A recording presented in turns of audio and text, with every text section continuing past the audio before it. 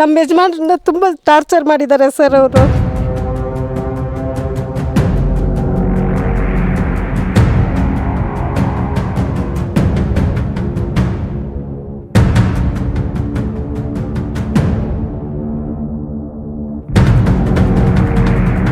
ಇನ್ನೆಲ್ಲಿ ಸರ್ ಹೋಗೋಣ, ಇಲ್ಲಿ ಇವತ್ತು ಓಡಿಸ್ತಾರೆ, ಇನ್ನೊಂದು ಊರಲ್ಲಿ ಇನ್ನೊಬ್ರು ಓಡಿಸ್ತಾರೆ, ನೀನು ಎಲ್ಲಿಂದನೋ ಬಂದಿರೋನು ಅಂತ. ನಾವೇನು ಸಾಯೋವರೆಗೂ ಊರೂರು ಅಲಿಯೋದಿಲ್ಲ ಸರ್. ನಮಗೆ ನಮ್ಮ ಮಕ್ಕಳಿಗೆ ಸರ್ ನಾವು ಮಾಡೋದು.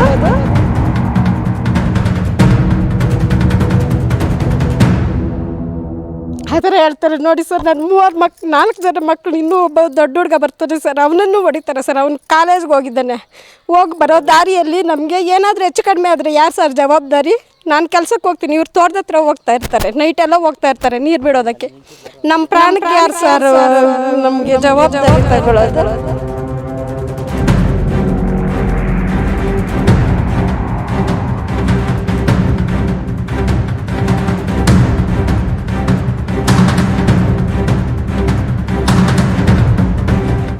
ಒಂದು ದಲಿತ ಕುಟುಂಬ, ಊರೆಲ್ಲ ಒಂದು, ಇವರು ಮಾತ್ರ ಒಂದು. ಎಸ್, ಈ ಊರಲ್ಲಿ ಅನೇಕ ಧರ್ಮದ ಜನಾಂಗದವರು ಇದ್ದಾರೆ. ಎಲ್ಲರೂ ಸುಖ ಸಂತೋಷದಿಂದ ಬಾಳಬೇಕಾದ ಕಾಲವೂ ಹೌದು.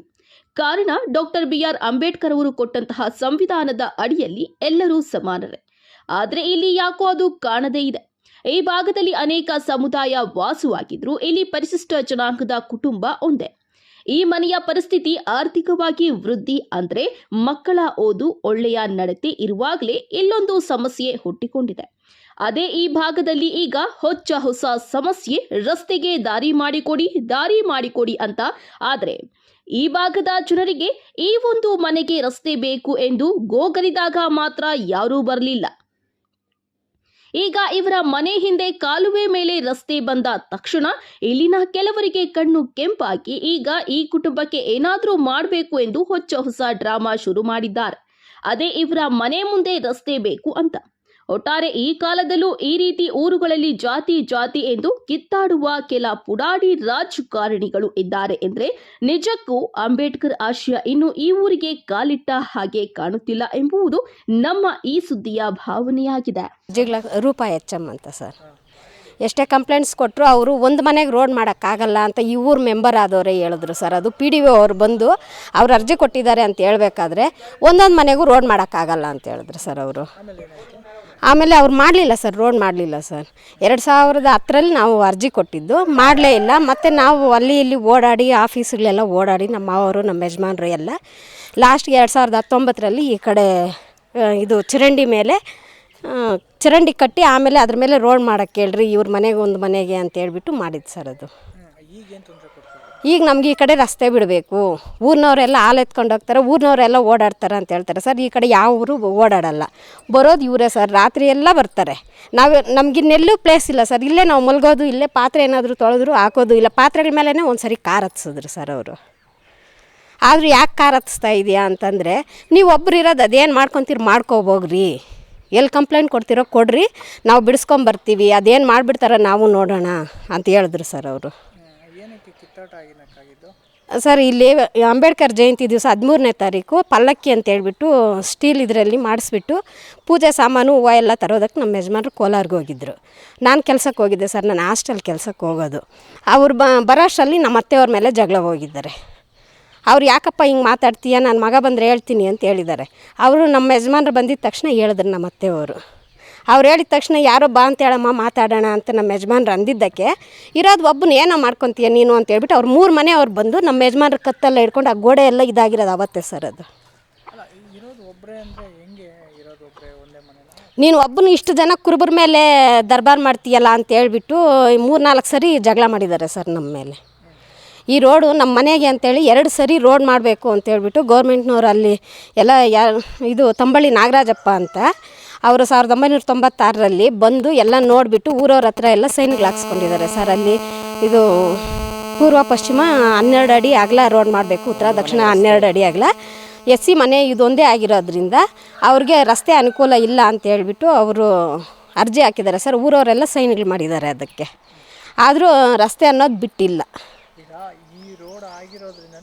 ಹೌದು ಸರ್, ನಾವು ಒಂದು ಮನೆಗೆ ರೋಡ್ ಮಾಡಿಸ್ಕೊಂಡಿದ್ದೀವಿ. ಈ ಊರಿನವ್ರು ಯಾರು ಇಷ್ಟು ದಿವಸ ಆಗೈತೆ ಸರ್, ಯಾವುದೇ ಮೆಂಬರ್ಗಳಿಂದನೂ ಒಂದು ರೋಡ್ ವ್ಯವಸ್ಥೆ ಇಲ್ಲ ನಮಗೆ, ಒಂದು ಚರಂಡಿ ವ್ಯವಸ್ಥೆ ಇಲ್ಲ, ಒಂದು ಮನೆ ವ್ಯವಸ್ಥೆ ಇಲ್ಲ, ಏನೂ ಇಲ್ಲ ಸರ್ ನಮಗೆ. ಎಸ್ಸಿಗಳು ನಾವಿಷ್ಟು ಸುಮಾರು 3-4 ತಲಾಂತರದಿಂದ ಇಲ್ಲಿರೋದು ಸರ್ ನಾವು.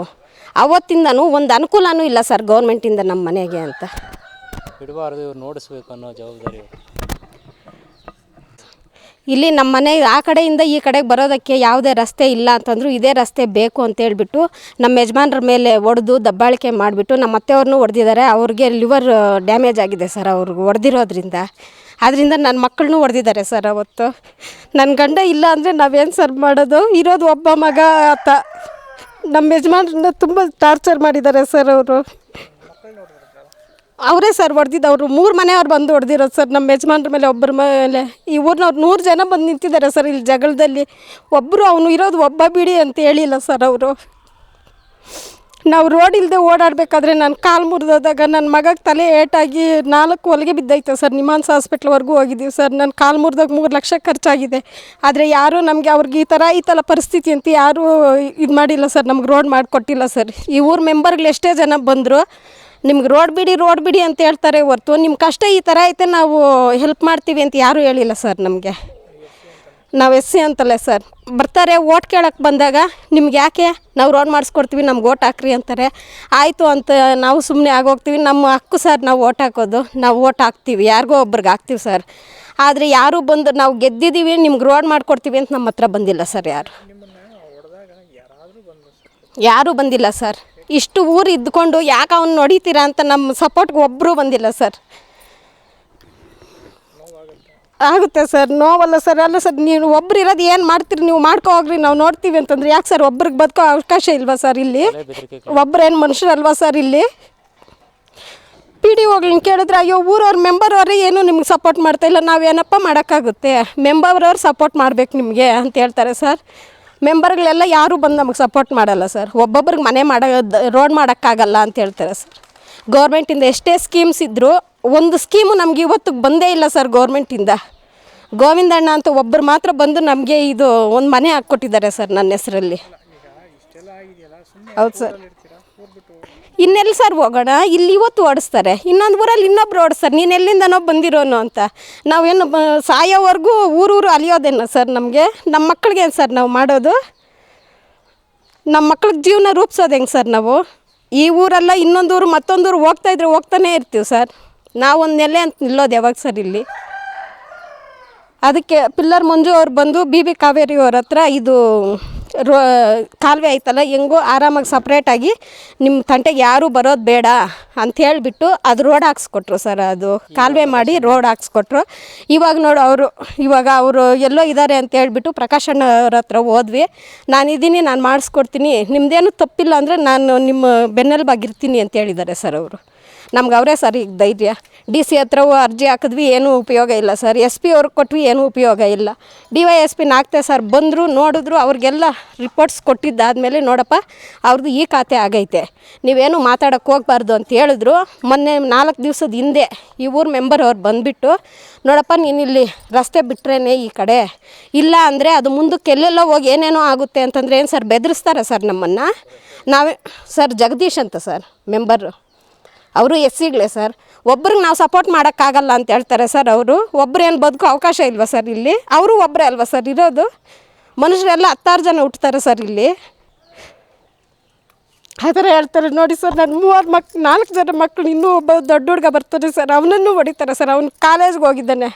ಹೋಗಿ ಬರೋ ದಾರಿಯಲ್ಲಿ ನಮಗೆ ಏನಾದರೂ ಹೆಚ್ಚು ಕಡಿಮೆ ಆದರೆ ಯಾರು ಸರ್ ಜವಾಬ್ದಾರಿ? ನಾನು ಕೆಲಸಕ್ಕೆ ಹೋಗ್ತೀನಿ, ಇವ್ರು ತೋಟದ ಹತ್ರ ಹೋಗ್ತಾ ಇರ್ತಾರೆ, ನೈಟೆಲ್ಲ ಹೋಗ್ತಾ ಇರ್ತಾರೆ ನೀರು ಬಿಡೋದಕ್ಕೆ.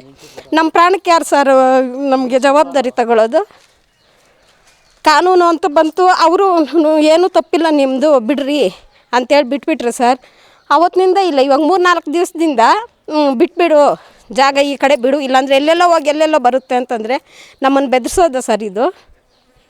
ಏನೇ ಇದ್ದರೂ ನೋಡಪ್ಪ ಈ ಥರ ಐತೆ, ಏನೋ ಅಡ್ಜಸ್ಟ್ ಮಾಡ್ಕೊಳ್ರಿ ಅಂತ ಹೇಳ್ಬೇಕೇ ಹೊರತು ಇದೆಲ್ಲೆಲ್ಲೋ ಹೋಗಿ ಎಲ್ಲೆಲ್ಲೋ ಬರುತ್ತೆ ಅಂತಂದರೆ ಏನು ಮಾತು ಸರ್ ಅದು?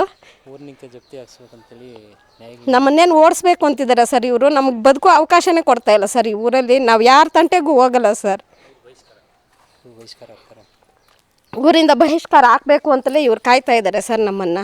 ನಾವೇನಾದರೂ ಹೆಚ್ಚು ಕಡಿಮೆ ಆದರೆ ನಮ್ಮ ಮನೆಯವ್ರಿಗೆ ಆಗಲಿ ನನ್ನ ಮಕ್ಕಳಿಗೆ ಆಗಲಿ ಏನೇ ಹೆಚ್ಚು ಕಡಿಮೆ ಆದರೂ ನಮ್ಮ ಮನೆ ಹತ್ರ ಏನೇ ಹೆಚ್ಚು ಕಡಿಮೆ ಆದರೂ ಈ ಊರಿನವರು ಮೆಂಬರ್ಗಳು ಈ ಪಕ್ಕದ ಮನೆಯವರು ಈ ಊರು ಗ್ರಾಮಸ್ಥರೆಲ್ಲ ಜವಾಬ್ದಾರಿ ಸರ್, ಅವ್ರದ್ದೇ ಸರ್.